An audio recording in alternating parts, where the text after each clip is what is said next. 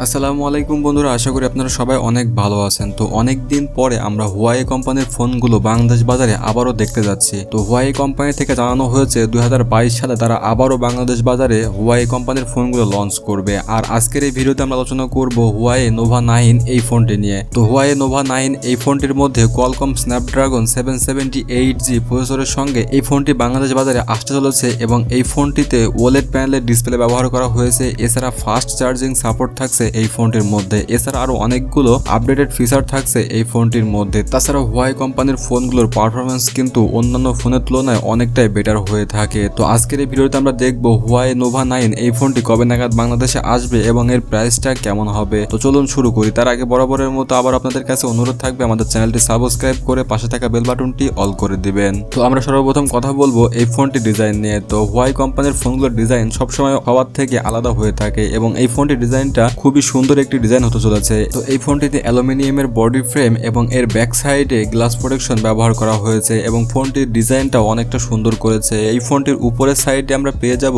4টি camera setup, যেখানে main সেন্সরটা থাকবে অনেকটা বড়। এছাড়া ফোনটির নিচের দিকে তাদের ব্র্যান্ডিংটা করেছে এবং তাদের ব্র্যান্ডিং এ নোভা অ্যাড করা হয়েছে, যার কারণে ফোনটির ব্র্যান্ডিং দেখতে অনেকটা সুন্দর। তাছাড়া তাদের ক্যামেরা বামটাও আগের থেকে অনেকটা পরিবর্তন করেছে। এবার ফোনটির ফ্রন্টের দিকে আসলে আমরা দেখতে পারবো ফোনটির উপরের দিকে মাঝ বরাবর ছোট্ট একটি পাঁচল কাট আউটে সেলফি ক্যামেরাটা বেশ বড় রেখেছে হুয়াওয়ে। এবং ফোনটির রাইট সাইডে ভলিউম আপ ডাউন বাটন এবং পাওয়ার বাটন পাওয়া যাবে এবং ফোনটিতে ব্যবহার করা হয়েছে under display fingerprint sensor. Overall এই ফোনটির ডিজাইন নিয়ে কোনো কমপ্লেন নেই। তো এবার কথা বলবো এই ফোনটির বডি ডাইমেনশন নিয়ে। তো এই ফোনটির হাইট পেয়ে যাবেন 160 মিলিমিটার এবং ফোনটির ওয়াইড পেয়ে যাবেন 73.7 মিলিমিটার। এছাড়া ফোনটির থিকনেস পেয়ে যাবেন 7.8 মিলিমিটার। ফোনটির ওয়েট পাওয়া যাবে 175 গ্রাম। ওভারঅল ফোনটির হাইট ওয়েট নিয়ে কোনো কমপ্লেন থাকবে না। ফোনটি হাতে নিয়ে আপনারা বেশ কমফোর্টেবল ফিল করবেন। তো এবার কথা বলা যাক এই ফোনটির ডিসপ্লে নিয়ে। তো এই ফোনটিতে 6.57 ইঞ্চি ফুল এইচডি প্লাস ওলেড প্যানেলের ডিসপ্লে ব্যবহার করা হয়েছে।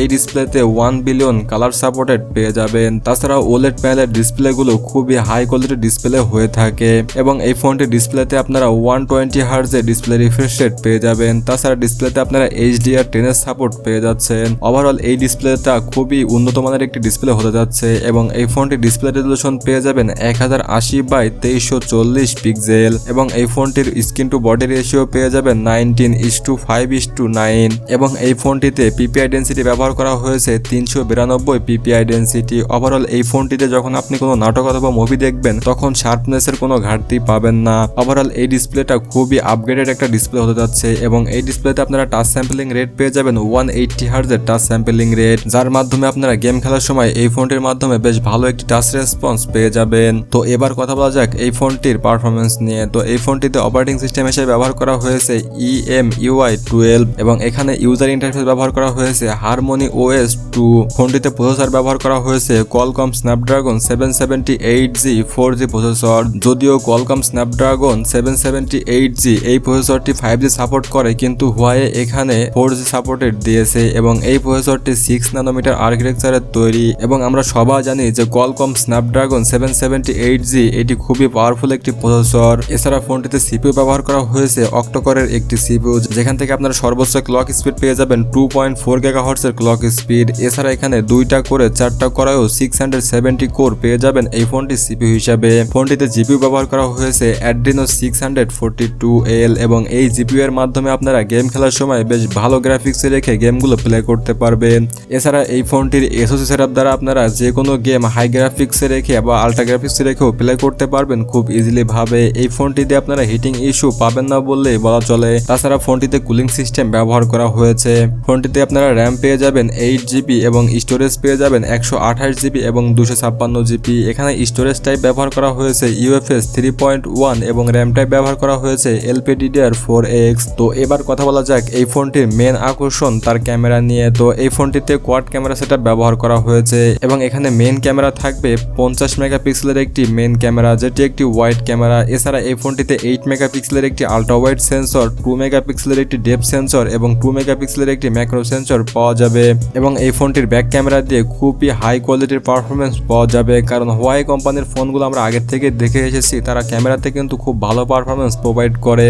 এবং এই ফোনটির সেলফি ক্যামেরাতে আপনারা পেয়ে যাবেন 32 মেগাপিক্সেলের একটি সেলফি ক্যামেরা, যেটিও কিন্তু বেশ বড় একটি সেন্সর। এছাড়া ফোনটির ফ্রন্ট ফ্রন্ট ক্যামেরা এবং ব্যাক ক্যামেরা দিয়ে আপনারা 4K 30 fps এ ভিডিও রেকর্ডিং করতে পারবেন এবং ভিডিও রেকর্ডিং করার ক্ষেত্রে আপনারা দুইটা ক্যামেরার সঙ্গে জাইরা বেস EIS এর সাপোর্ট পেয়ে যাবেন। ওভারঅল ক্যামেরা নিয়ে আপনাদের কোনো কমপ্লেন থাকবে না, এখান থেকে বেশ হাই কোয়ালিটির ফটোশুট করতে পারবেন আপনারা এই ফোনটির মাধ্যমে। তো এবার কথা বলা যাক এই ফোনটির ব্যাটারি নিয়ে। তো এই ফোনটিতে ব্যাটারি ব্যবহার করা হয়েছে 4300 মিলিঅ্যাম্পিয়ারের একটি ব্যাটারি এবং এই ব্যাটারিকে চার্জ করার জন্য 66 ওয়াটের একটি ফাস্ট চার্জার ব্যবহার করা হয়েছে এবং 66 ওয়াটের এই ফাস্ট চার্জার দিয়ে 40 মিনিটের মধ্যে আপনারা 100% চার্জ করে নিতে পারবেন এই ফোনটি। তাছাড়া ফোনটি দিয়ে রিভার্স চার্জ করার সুবিধা থাকবে। এই ফোনটি আপনারা বাজারে 3টা কালারে পেয়ে যাবেন, ব্লু, ব্ল্যাক এবং গ্রিন। ওভারঅল এই ফোনটির সবগুলো ফিচার আমার কাছে খুবই ভালো লেগেছে। তো আপনার কাছে কেমন লেগেছে অবশ্যই আমাদেরকে কমেন্টে লিখে জানাবেন, কারণ এখানে OLED প্যানেলের ডিসপ্লে ব্যবহার করা হয়েছে। এছাড়া এখানে প্রসেসর ব্যবহার করা হয়েছে Qualcomm Snapdragon 778G। যদিও Qualcomm Snapdragon 778G 5G support করে, কিন্তু তারা এখানে 4G দিয়েছে। তার মানে এখান থেকে যেহেতু আমরা 4G নেটওয়ার্ক পেয়ে যাচ্ছি, সেহেতু কিন্তু Qualcomm Snapdragon এই প্রসেসরটি গেমিং এ খুব ভালো পারফরমেন্স প্রোভাইড করবে। এখন কথা হচ্ছে এই ফোনটি কবে নাগাদ বাংলাদেশে আসবে এবং এই প্রাইসটা কেমন হতে পারে। তো আমরা যতটুকু জানতে পেরেছি এই ফোনটি 2021 সালে বাজারে নাও আসতে পারে। তো এই ফোনটি 2022 সালে জানুয়ারি মাসের মধ্যে বাজারে চলে আসবে এবং এই ফোনটির প্রাইস হতে পারে 40 থেকে 50,000 টাকার মধ্যে। তো বন্ধুরা এই ছিল আমাদের আজকের ভিডিও। তো ভিডিওটা আপনাদের কাছে কেমন লেগেছে অবশ্যই কমেন্ট করে জানাবেন, আর এরকম নতুন নতুন ভিডিও পেতে আমাদের চ্যানেলটি সাবস্ক্রাইব করে পাশে থাকা বেল বাটনটি অল করে রাখবেন। তো ভালো থাকুন, সুস্থ থাকুন, দেখা হবে নেক্সট কোনো ভিডিওতে।